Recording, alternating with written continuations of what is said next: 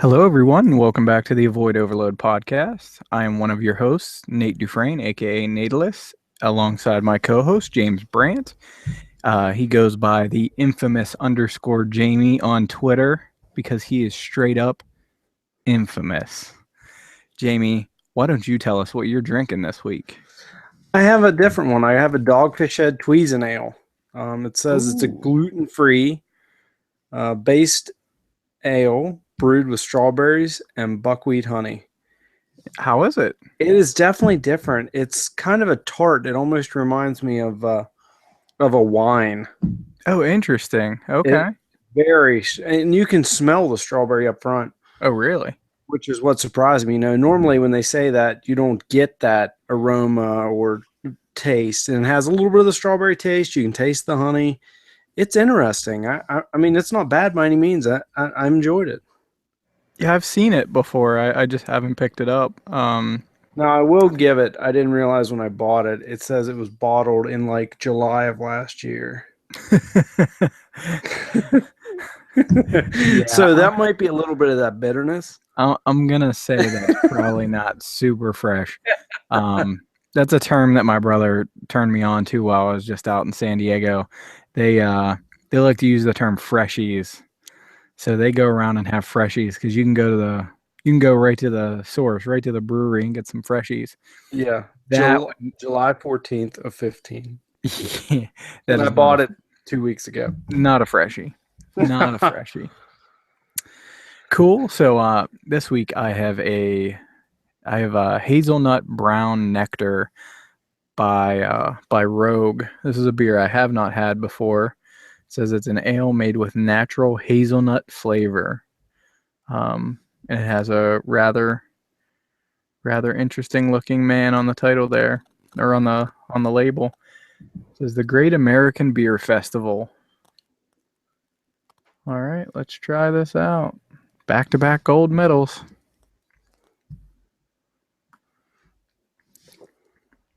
Oh, that's good. I like that. Definitely some hazelnut to it.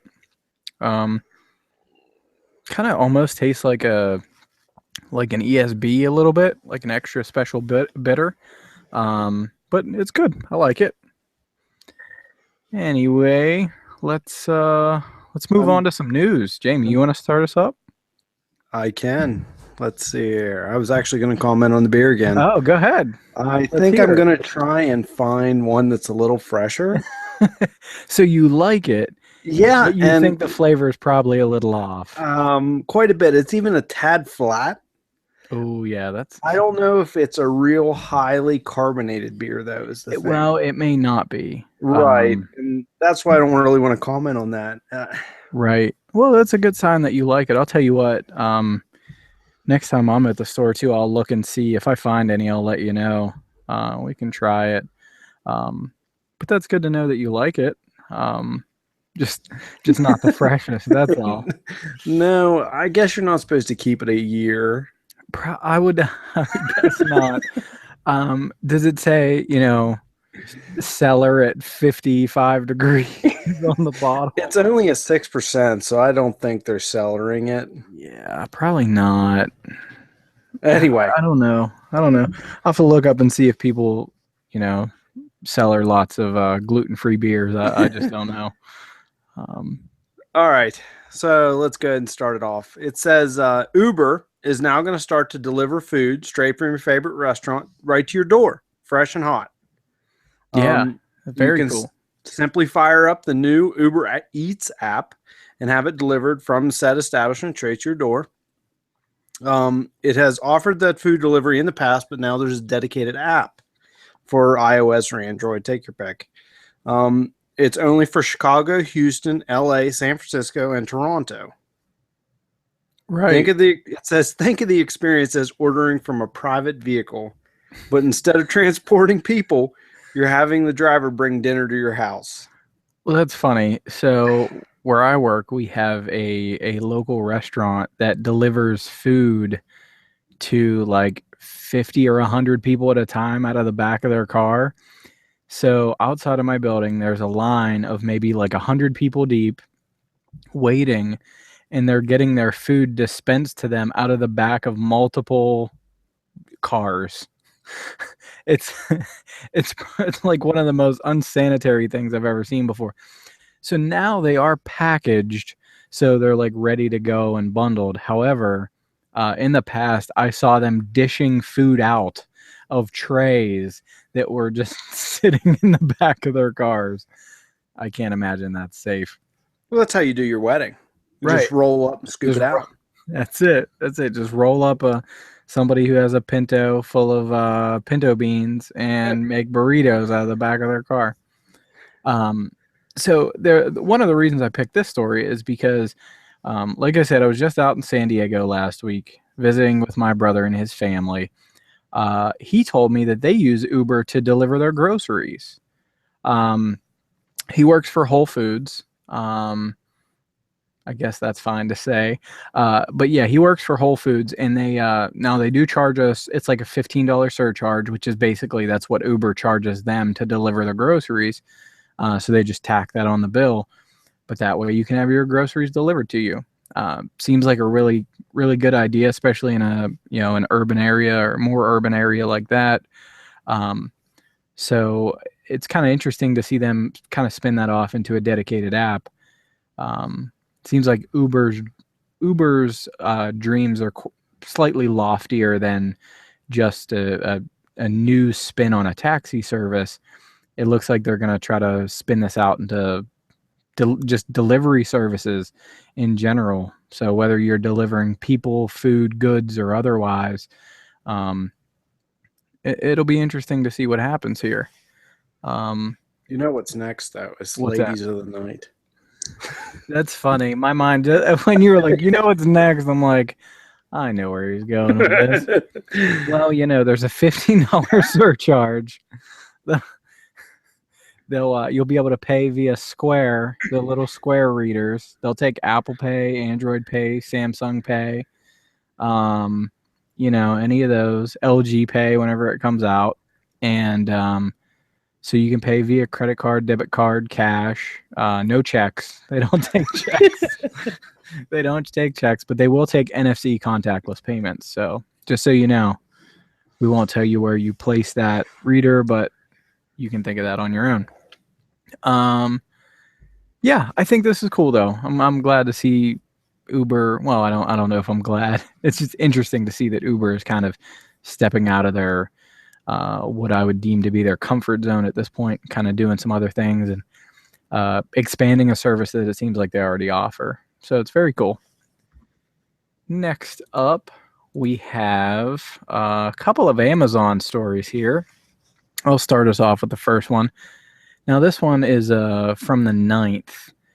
And so what it says here is Amazon has leased 20 Boeing 767s to carry out fulfillment services. So what happened is Amazon signed a deal with a company called Air Transport Services Group. It's ATSG. It's an airline leasing company. And they signed a 5-year deal for 20 Boeing 767s, which they said they could potentially roll up to a 7-year deal if they so desire. Basically, what it seems like is Amazon is having troubles fulfilling 1 and 2 day deliveries, just because there's just not enough cargo space in their typical services that they use, which are UPS, USPS, and FedEx. So also they kind of tied in that they got FAA approval last year to test fly drones for Prime Air delivery service, which I don't know how that's going to work. I really don't. But these 2767s, that makes tons of sense. And what I think we're going to see happen is Amazon essentially make their own delivery service. We're going to start to see, you're going to see Amazon planes in the sky, then you're going to see Amazon trucks on the ground and Amazon couriers in your cities, which I'm imagining you already see to some extent in cities that have the 1 hour deliveries and Amazon Fresh and that sort of thing. I don't know if they use third parties or if they have their own branded vehicles, but it makes a lot of sense. I would imagine that deliveries are a good portion of the expenses for Amazon with the sheer number of deliveries that they have. I know that you and I probably keep them in business to some extent. Although, I mean, I don't know. Everything most things that I purchase are Prime, but when I go to look at things that aren't Prime, there's not too much of a difference. It's usually a couple bucks, but when you tack in those couple of dollars as well as what shipping would cost, Prime seems to be worth it. But Don't you remember when before Christmas that Amazon bought thousands of tractor trailer trucks? I don't remember that. Yeah, it was like 4,600 tractor trailer trucks or something. It was a lot. Wow. See, all that makes sense. That's right what I was saying. Like they're gonna Yep. start their own delivery service. Yeah, and they leased several ships. They were planning on being able to deliver all the way from the manufacturer to your door via their own. Right. Yeah. Amazon buys. Let me see here. Amazon buys thousands of its own truck trailers as its transportation ambitions grow. So let's see here. They bought some French, I think it was a French delivery company. Okay. I was just trying to skim here to see if they said a specific number of how many they bought. Thousands of Amazon. Yeah, it just says that they're going to put thousands of trucks on the road that will be Amazon branded. That's all. They keep quoting the word thousands. So they don't say specifically how many, but interesting. See, this all ties together. Yeah, they bought a company, COLIS, Priv. Yeah, They had I've already never heard owned of 25%, and they bought now that since 2014, and then since January they've bought the rest. Wow. Okay, makes sense. So everybody look out for Amazon branded delivery trucks in your neighborhood in the next probably 2 years, I would imagine, if not sooner. And look out for Amazon trucks on the road. I haven't seen any, but I bet we're not far away. Well, you have anything else on that one, Jamie? No. Cool. Let's move on to the next Amazon story. This one is quite interesting.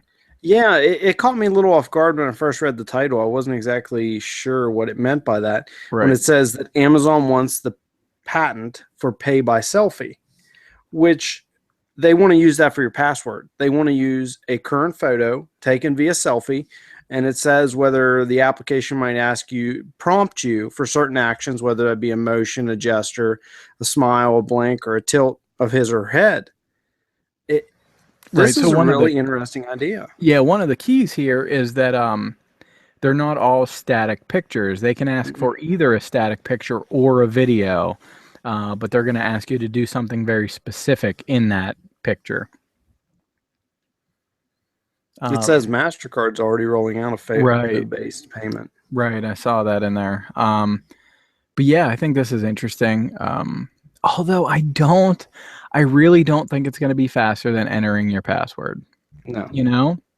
Not at this point, and not with everything going to fingerprint. I mean, it's just right. You can just boom, you're done. I can't see well, it's funny, the example that they had in the story here. This is the story comes to us from Recode. They said that if you're out with friends and you're buying something, you have to turn away and enter your password.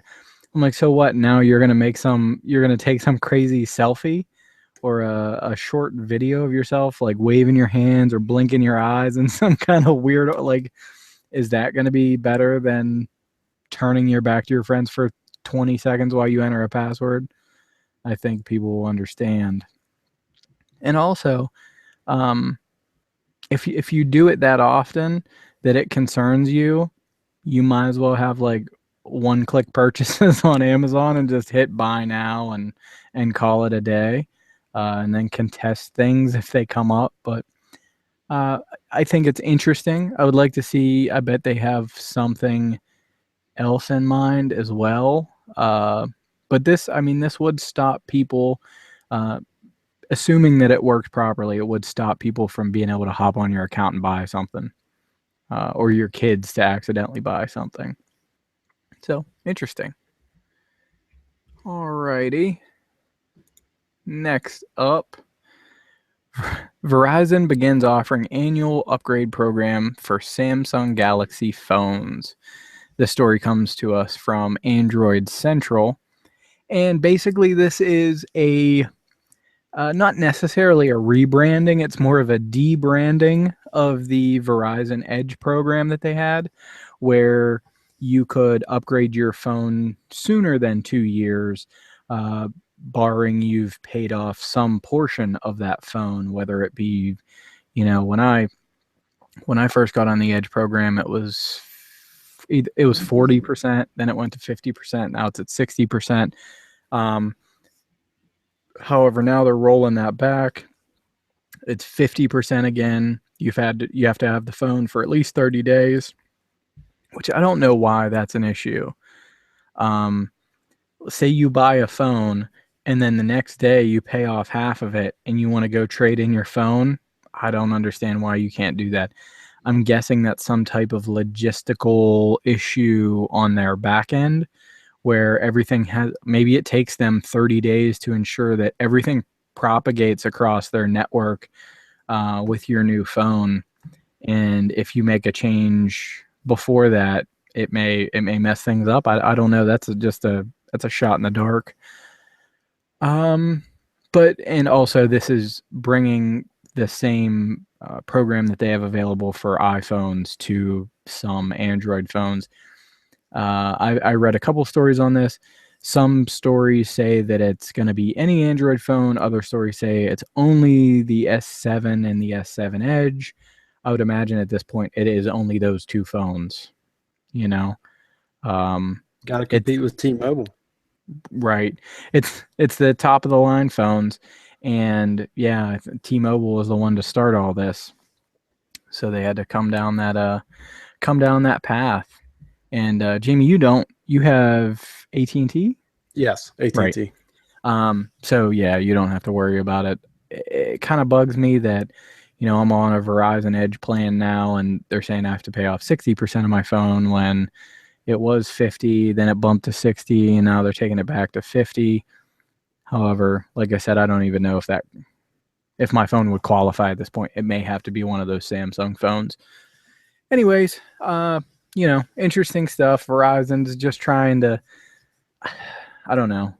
I have a love-hate relation. Well, it's mostly a hate relationship with Verizon. Actually, they're not bad.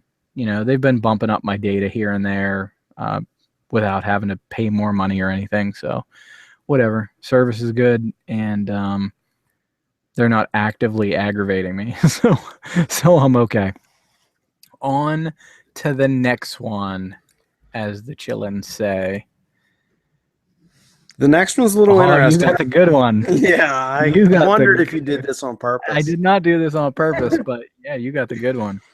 Well, if you're rolling with T-Mobile and you're enjoying the carrier's binge on program, you want to explain that real quick? Let people know what binge on is if they don't know about it. Binge on is T-Mobile's iteration where certain applications, websites, etc., if they are a partner and are part of the binge on program, they don't count toward your data cap. Right. Beautiful. Great.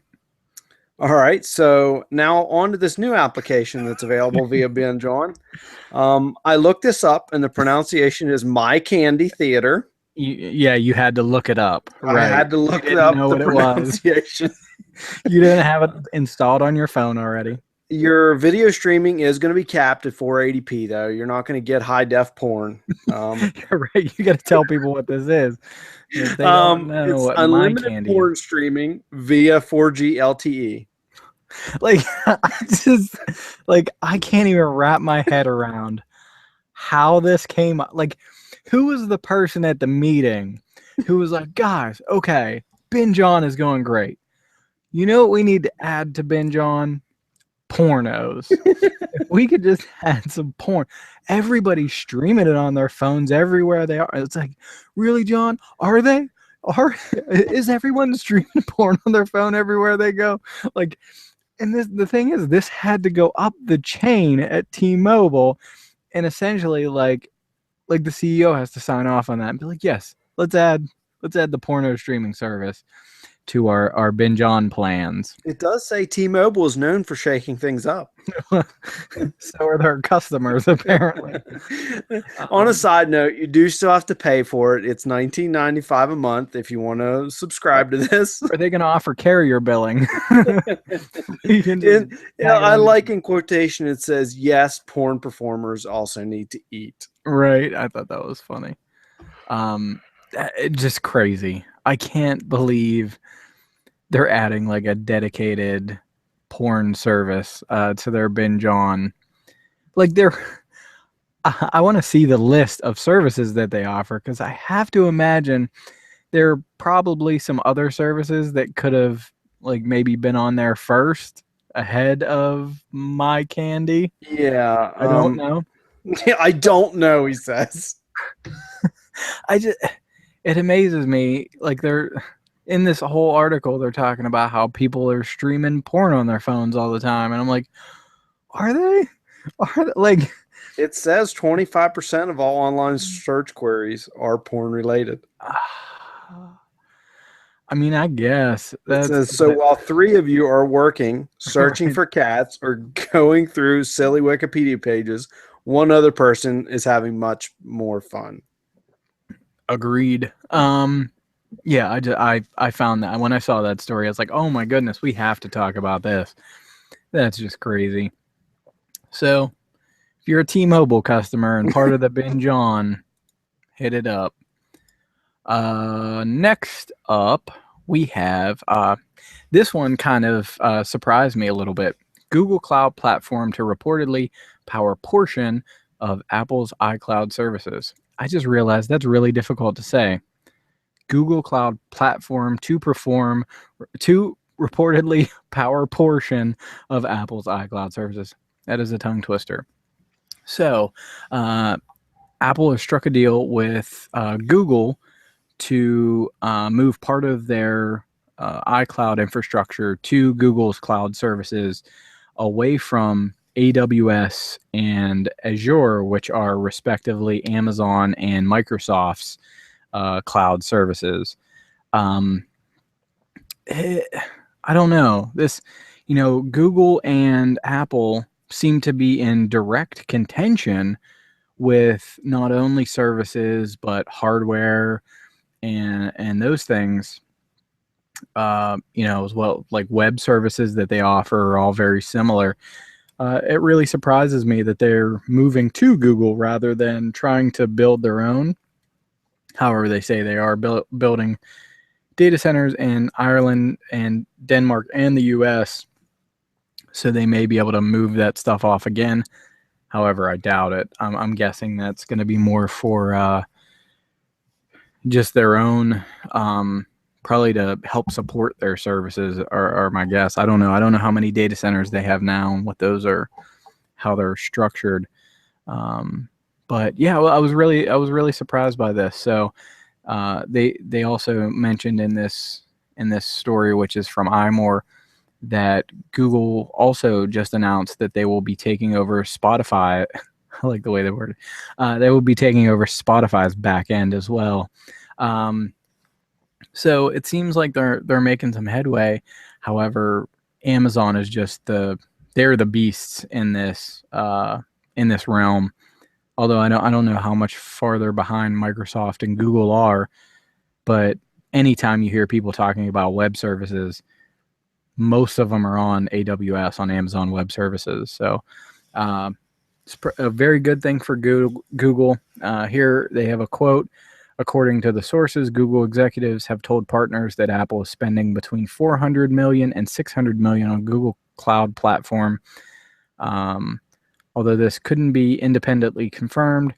Also unclear is whether the range refers to an annual spending rate or a set amount of capacity. So 400 to 600 million, honestly, to those companies, isn't much money, but uh, it's something, and it's a move away from Amazon. So that's very interesting to me. Do you have anything to say about that one, Jay? I Nope. read this earlier in the Yeah, week and I was shocked to see that this was happening. I mean, me it just, too. Um, it doesn't make much sense to me. my only thought is that they couldn't handle the uptick in server flow that they needed to handle and had to farm it out until they're ready to go onto their own again. Yeah, that's quite possible. Also, this may be something, companies routinely every few years kind of go back out, put out a request for proposal, and shop for better pricing. And typically, that will cause your current provider to cut you a break. Maybe they didn't get a big enough cut, so they're moving some of those services Mm-hmm. to someone else too. But yeah, I guess we'll see what happens in the future. All right. Up next is an Apple Watch that was credited with saving a heart attack victim's life. This was really interesting. It says that a Canadian man is claiming that his Apple Watch saved his life after it recorded a shockingly high heart rate. 210, 210 beats per minute. Yep. That's poof. It says he was normally 50 beats per minute, and Which means he's really fit. Like yeah. 50 beats per minute's pretty low. He's like a marathoner. He said he was building a fence, started feeling terrible. He felt like he was coming down with the flu, and when he checked his heart rate, it was 210 beats. Like, you know what my response to that would be? I'd reboot my watch. It can't be right. There is no way. Let me reboot this thing because it's on the fritz. This is, I mean, this is great that it actually saved his life. I get it, but Yeah, and then it also said in here that this isn't the first time an Apple Watch has helped out someone with heart trouble. Last year, a man was able to shorten his hospital stay thanks to the continuous amount of heart rate data captured by his Apple Watch. Um, these things do surprise me a bit. I'm actually surprised that they're accurate enough to give you some of these like telltale signs or shorten your hospital stay. Um, I really find that to be, um, almost shocking that they're that good. I don't put weight in them or behind them. I don't believe them to be that accurate, but they must be. I mean, at least good enough to, you know, tell you that your heart rate is way, way, way higher than it should be, and maybe you should seek medical attention. They also said in the story here that typically in these situations, people will feel this way. They go home and lay down, and then they have a massive heart attack and die a lot of the time. So it's really great that we're seeing these things that you would consider a toy, you know, for all intents and purposes. It's a toy, it's a gadget, but you're getting some real useful, life-saving services out of it. So that's really, really cool. I was really glad to hear that. Now, the big story. Jamie, do you want to do this one? You I want to talk can. about the? Yeah, go ahead. Go ahead. All right. So Nike is finally going to release a pair of self-lacing shoes later this year. I wish I had sound effects. They're going to be the Hyper Adapt 1.0. They look awesome. They look sick. They I wish they weren't black, but I can deal with that. Well, they're going to be in 3 colors. Yeah, Let me see down here. They will be in white, gray, or black. yeah, I'm a little disappointed, but I think gray would be light the way up. to go. Yeah. Yes, they do. They don't really tie themselves, they draw themselves tight. Right. And it's the same way the Air Mags did too. And I am very interested to see what the price is, if it's even remotely reasonable. So what's remotely reasonable? $2.99? Yeah. Yeah. I think Depends that's on whether my wife is with me when I pre-order. So So when she listens to this tomorrow, and she realizes that I agreed to buy a $300 pair of shoes. We'll go half on them. I'll get one, you get one. But I can't say much. I do have some expensive pairs of Air Maxes, Right. so That's why I was thinking. I was like, it's probably not that big of a deal. And really to have these shoes, like we've been waiting 30 years for these things. but I won't even want to wear them. Right. Like, Right. Well, the funny part is the bottom is speckled just like the Air Mags are. Has a light bar on the bottom. They auto lace. Um, so they're talking about how people may use these for running and basketball and all these things. I I I'm don't not. see it. I don't see it just because there are two motors in them that's going to cause it's extra weight. If there's anything you want to cut when you're playing a sport, you want to cut weight. Period. So if there's even a couple extra ounces based on this, um, I don't know. I don't know how long those motors are going to last.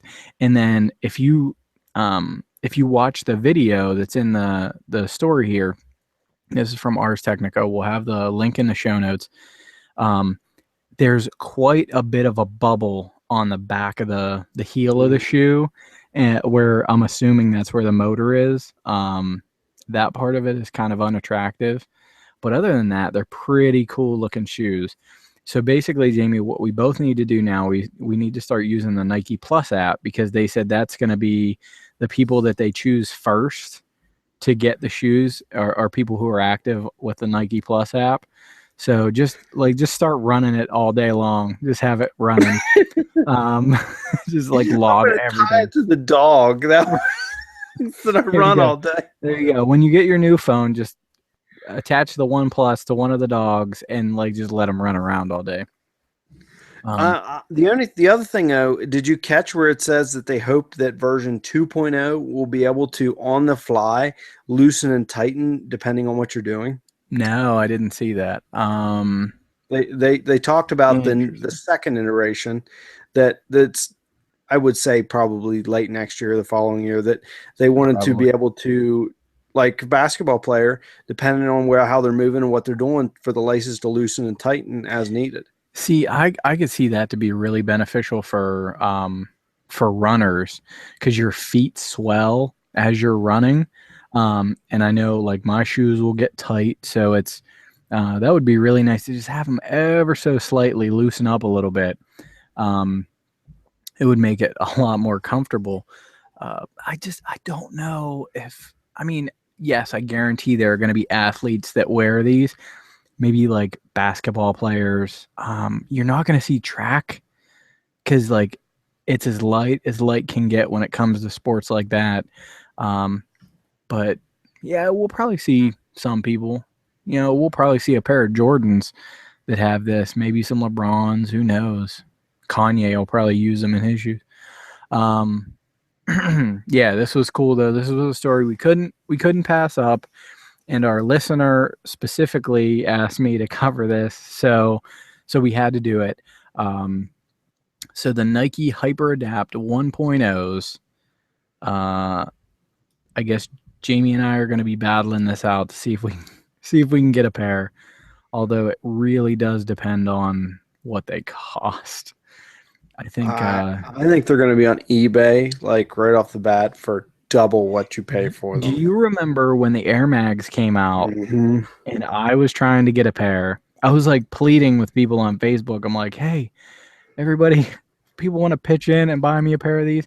I remember I was like looking at like size sevens that wouldn't like they're not even anywhere near close to fitting me just so I could get a pair. And I think those were like 2 or 3 grand. Yeah, And the then common sizes brought like eight 10 and a half. thousand Yeah. dollars. I looked for 10 and a halves. They were 10 grand. I was like, it was like 9,900 and some dollars. I was like, there's no way. But man, did I want them. And now you can like buy knockoffs. So I might have to do that. I have to buy some knockoff hyper adapts. Um, yeah, this is cool. I'm very excited about this. It'll also be interesting to see what they say about battery life. I wonder They're, if there will be like they're a good for micro six USB months. port. There's a micro USB port on the back to charge your Oh, what if your shoes catch on fire? While I'm wearing them. Right, right. Or the other thing that I keep thinking is like, what's the torque like on those little motors? Is it possible that like you get them wet, they short, and then like break your foot because they just keep tightening and won't stop? Or How about do they got a weight limit? right, that too. There could be a weight limit. Um, yeah, you'll have to be like under 150 pounds to wear them. Then I'll have to quit eating for a month. So if that's what you got to do to wear some, some hyper adapts, They'll be then beautiful on the shelf. that's right. That's the way I look at it. Um, it's a collector's piece, you know. So very cool. Yeah. So yeah, that last line is the most important. The Hyper Adapt 1.0 will be exclusively available to users of the Nike Plus app later this year, in time for the winter holiday season. So we have to start using the Nike Plus app. And it'll be interesting once we hear what pricing will be. So that is our future segment for today, because we're about to be Back to the Future, only a year late. Year Should have been late. should have been October of 2015. It's going to be October 2016 probably. Hey, well, you got to remember, we've seen when did they debut the hoverboards? A year ago? Right. Yeah, oh man, if we could have like real hoverboards and these hyper adapts, and then all we need now, like we already have the hats that they had. They had those like back in the 90s. Those like super ugly multicolored hats. And then we just need the jackets that size automatically, Self-drying. self-drying, size automatically, and then we have to start wearing our jeans like inside out or whatever. Because didn't they wear their jeans inside out too? I think they did. All right. Well, since we're going to be spending so much money on these shoes, Jamie, tell us how you can save us some money this week. Well, the first one is a little bit of an interesting one. This is something I've been looking for myself, but have been reluctant to buy. This is instead of a 1022, this is a 1522 by Smith & Wesson. It's a $349.99 .22 rifle. That's what they consider AR style. It's stylized after an assault rifle, Okay. but it is still 22 caliber long. Its Which means capacity is what? Go ahead. cheap ammo. Yep. You can afford to shoot it. Right. That's the key. That's the problem with buying an assault rifle. I don't know how these people can afford to shoot it. You go to the range on the weekend and spend $600. Right. Right. Go buy this. You'll spend $100 on the weekend and have a good time. Yeah. And you'll be able to shoot all weekend long for $100. You'll probably for $100 you can get, I don't know, 2,000 rounds. Yeah. Yeah, I wouldn't doubt it. Yeah, Just a- 2 cases. Yep.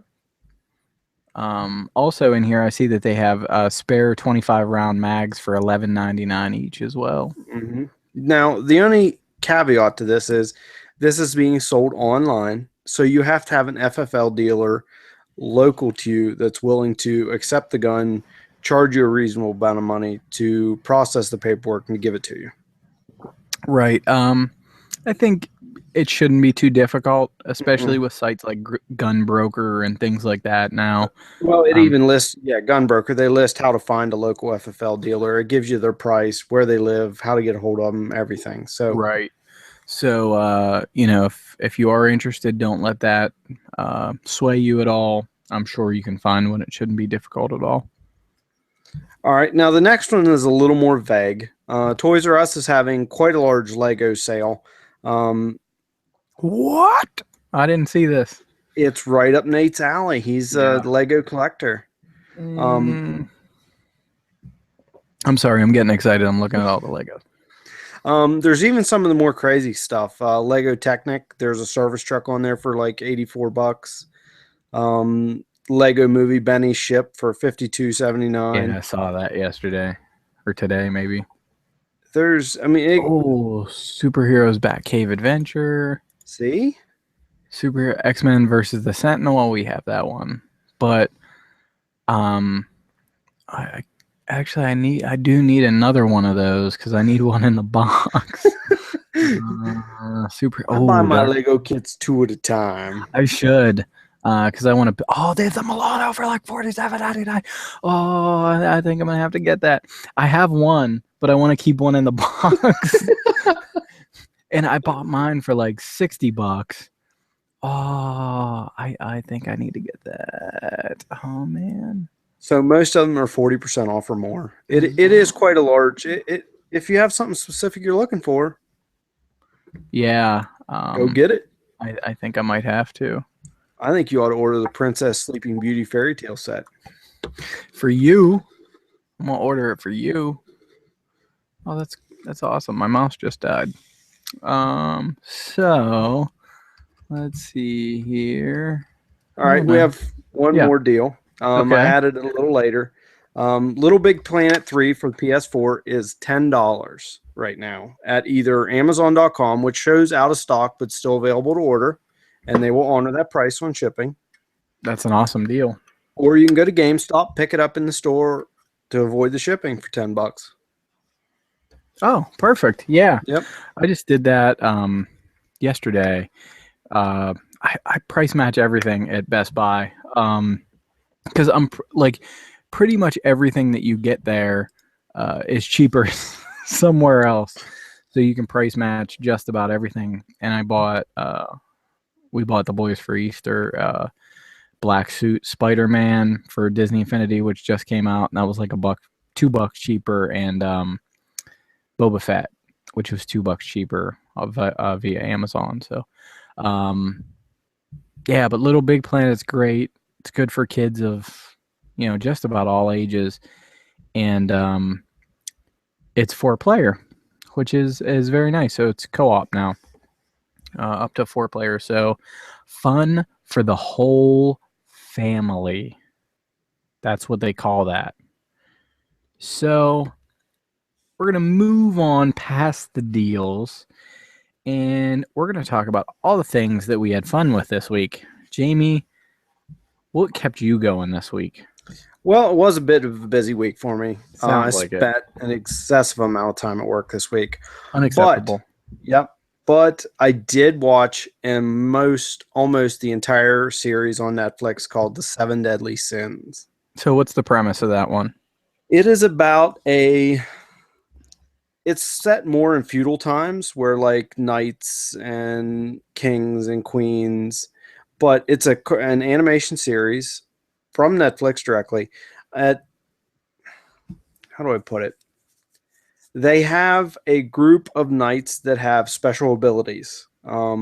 Some can create a tornado, some can make themselves stronger, all different things.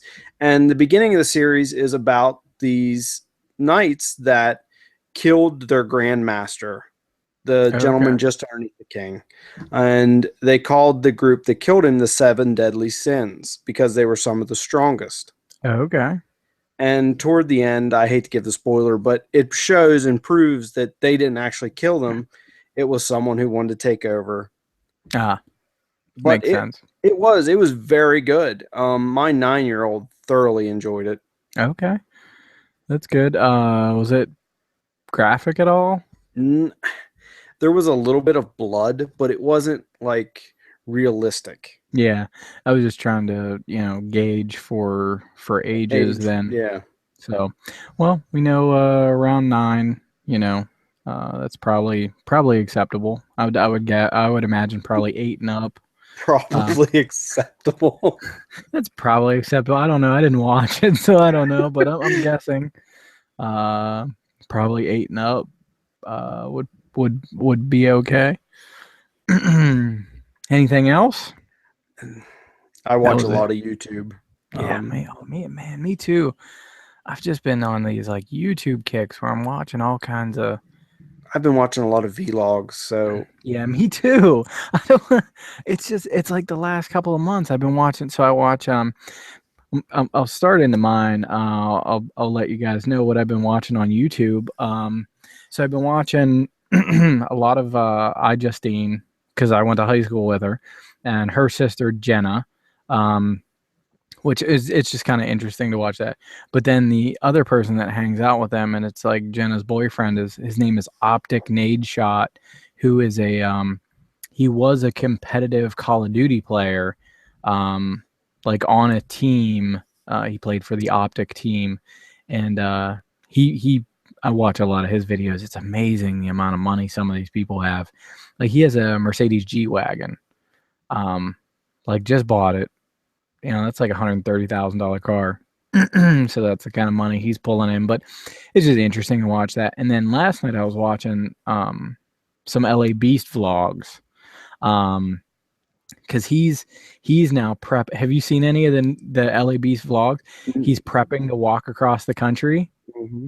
Oh man. So he walked like 40 miles in one day, which is amazing. So I've seen my brother run 100 miles in a day, just over a day. It was like 26 hours. So I understand the amount of endurance that it takes to do these types of things. But I'm like, man, just walking 40 miles in a day is craziness. But it seems like he has the mental fortitude to do it. But basically his goal is to be the fastest person to walk across the United States. And at that point, he was saying he needed to walk at least 45 miles a day to do it in 65 days. However, in one of his most recent vlogs, he says that someone just did it in like 45 days. So now he has to do it in 44 days to be the fastest, which is nuts. Can you imagine walking across the country in 44 days? I can't imagine running across the country in 44 days. So that means if you're running, you should be able to do it in a month. So if I got to the point where I could take a month off of work, I could run across the country in a month, and then I'd probably just sit on my butt for the next like 3 years and be like, hey, I ran across the country. What did you do? That's what I would do. Now, see, me on the other hand, my little boy is really into epic mealtime, so I've been watching the Harley Mornstein. Oh, interesting. Okay. Okay. And Is they're there a little anything? different. Yeah. Yeah. What else have you been watching on YouTube? I watch a lot of like, and he has me into this where he watches clips of One Piece or clips of Bleach or, Right. and once you get into that cycle, like I just keep going to the next one, to the next one, to the next Right. one. I've been doing that with Payday 2 Crime Wave videos, like watching this dude called General McBadass, I think is his name. And he's just like he's an insanely good Payday player. Where so like their most difficult the highest difficulty setting is Death Wish, and he plays like all the missions by himself, where you can play 4-player co-op. He plays them all by himself in Death Wish difficulty, like stealth, which is just it's nuts. But I've been watching a bunch of his videos. So anyways, I'll roll into the rest of the stuff I've been doing. So like I said, I was traveling, so I haven't had much time to watch a lot of stuff. I did catch up on the last episode of The Walking Dead. On the plane, I watched Hitman Agent 47, which was good. Did you see that, Jamie? No, I have it, but I haven't watched it. It was good. It was good. I would definitely say watch it. I like the last Hitman movie better, but this one was pretty good. There's some slow parts in the beginning, but just hold out. It gets better. I tried to watch The Watchmen on the plane because I haven't seen it yet. And so many people tell me how good it is.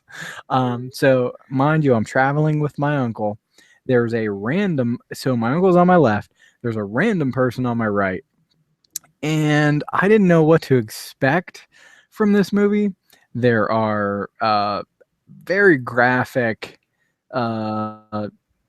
scenes pertaining to either gore or sex, to the point that I kept picking up my tablet and like holding it as close as I could possibly hold it to my body and like looking down and watching, because I didn't want to be the perv who's essentially watching like pornographic videos. So the little kid behind you Right. was watching as well. He's like, oh, boobies.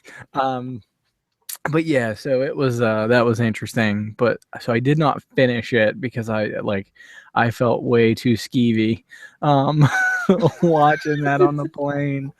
But although if I was traveling by myself, I probably would just would have like, I don't care. But with my uncle being there, I was like, I should probably not. I was like, this is embarrassing to watch this. So yeah, watch The Walking Dead, Hitman Agent 42. I've been playing some Payday 2 Crime Wave Edition, and I did read a few issues of The Walking Dead while I was on the plane. So that was the most of what I did last week, entertainment wise, pertaining to watching or playing or reading things. Jamie, did you have a video or anything this week? I didn't. Okay. I just wanted to make sure before I moved on. So I'll go into mine.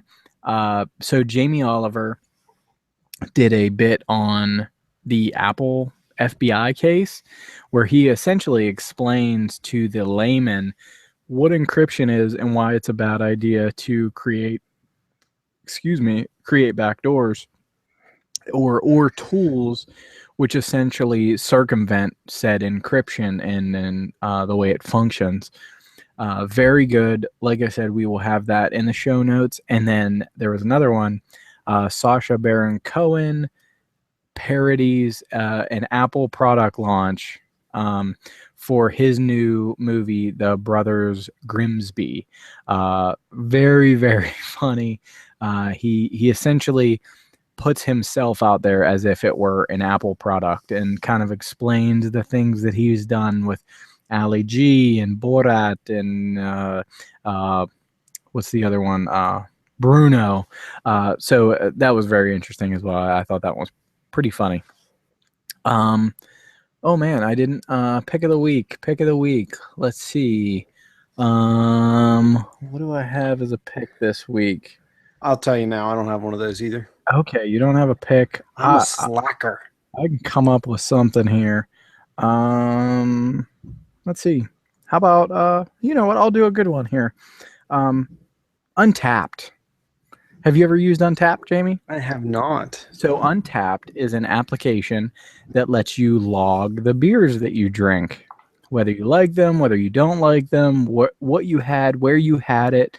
It's a social network built around beers. I believe it's UNTAPPD is how it is spelled. UNTAPPD.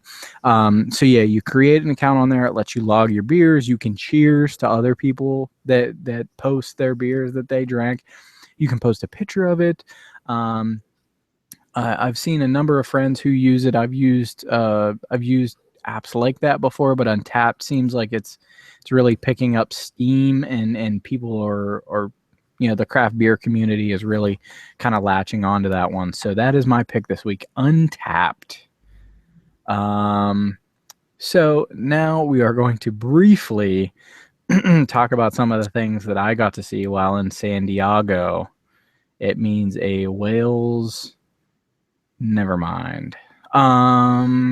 You will get that reference if you're an Anchorman fan. So, I got to visit a number of breweries and really great places to get beer while I was in San Diego.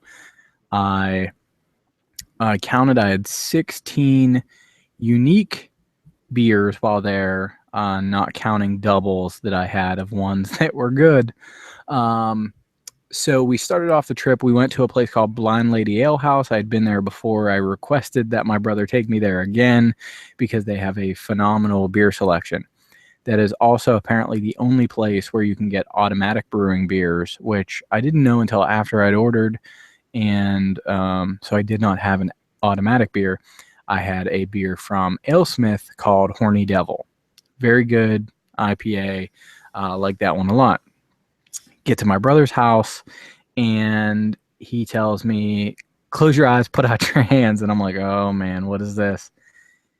In my hands, he places a Pliny the Elder. Yeah, don't go there, Jamie. He placed a Pliny the Elder, which I've been waiting years to try because we do not get it around here. Period. End of discussion. I've never seen it anywhere. Very good. If it was red, readily available in this area. I would imagine it would replace my current favorite beer, which is Bell's Two Hearted. Um, Very good, nice, crisp, clean beer that you can just drink all the time. Um, so I had that in a bottle. We went to another place called, I believe it was O'Brien's, where I also got to have plenty on tap. So, as Jason would call it, a freshie. Um, so yeah, I had those. Um, I also had from Ballast Point, I had Watermelon Dorado, which is their double IPA, but with watermelon flavoring. Um, it doesn't sound appealing. However, the the watermelon flavor kind of cuts down the hops a bit, so it's not super hoppy, which I do like really, really hoppy beers, but this cuts that down a bit so you don't get that like bitter bite to it. Um, that was very good. That was also pretty high in alcohol content. I want to say that was 9 or 10% alcohol. Um, so we had a 6 pack of that. We had a 6 pack of Ruination 2.0. Again, really good. I only had one of those. We had a 6 pack of Grapefruit Sculpin, which man is right up my alley because I love grapefruit. And then just with the natural characteristics of hops, grapefruit is one of the natural flavors you can get from it.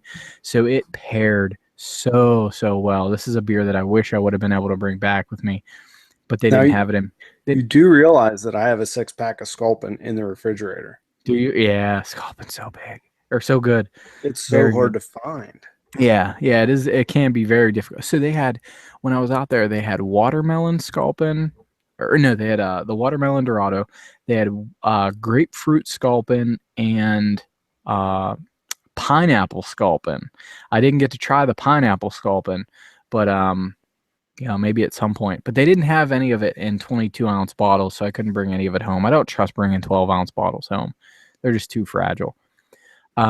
So then we went to a place called the Society Brewing Company, and I had one of their IPAs called the Pupil. Really cool. This place, you can only get the beer there or at local places on tap. They don't bottle anything.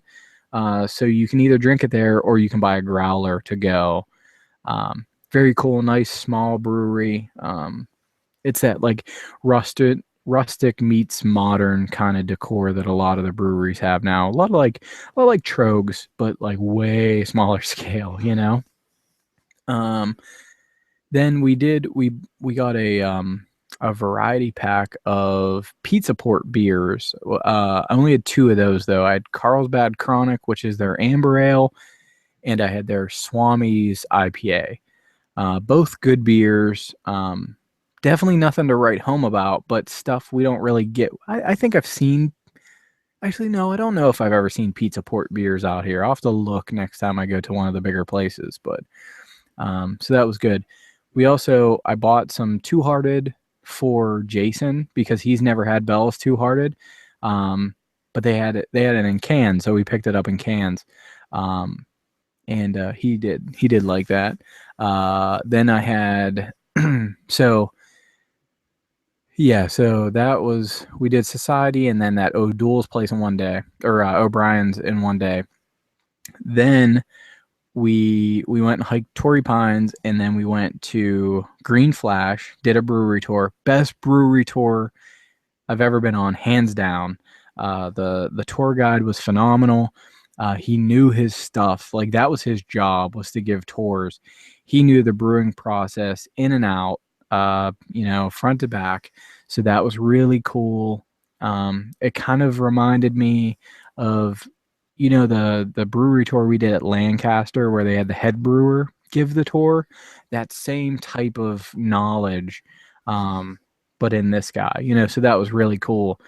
And then afterwards, I was able to ask them kind of about their house yeast, their strains of yeast that they have, and he could answer those questions. Whereas a typical tour guide other places where they like pull somebody off the bottling line and they're like, hey, go give a tour. They don't know the whole process. So that was cool. And then while I was there, I had some. Actually, before that, we had some Soul Style IPA, which is made by Green Flash. I don't see that out here.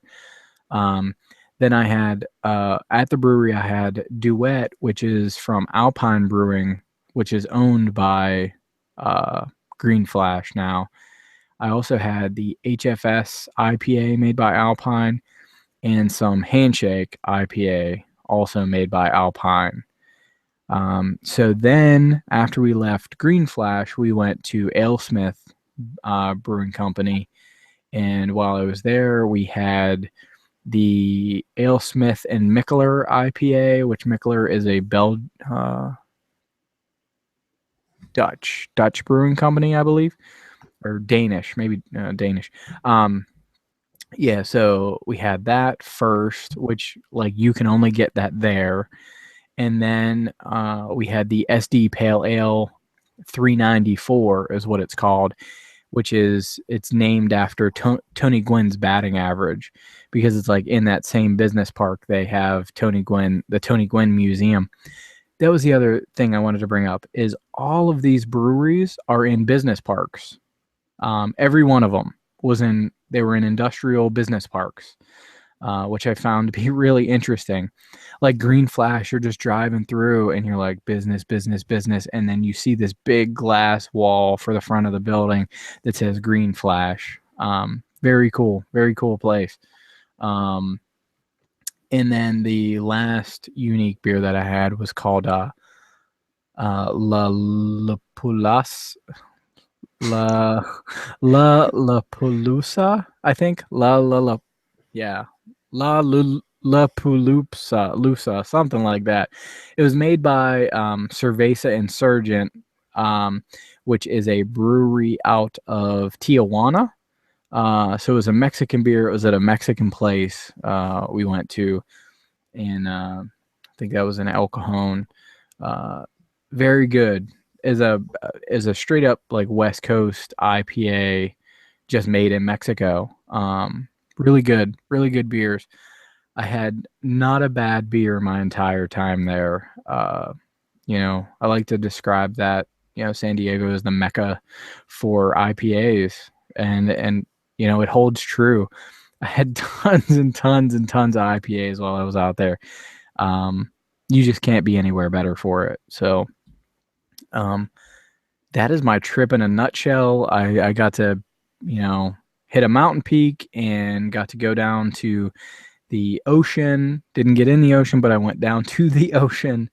So, I kind of hit both ends and then got to have a lot of good beer along the way. Beer and food. They do it right in Southern California. But so that's my trip. I don't know. Do you have anything else for the people this week, Jamie? No. So next week we will probably be able to talk about Batman v Superman. We'll see what happens there, but I think that's all we have for you guys this week. So I want to thank you all for coming back to listen. That's going to wrap us up this week, and we will talk to you all next week. Peace.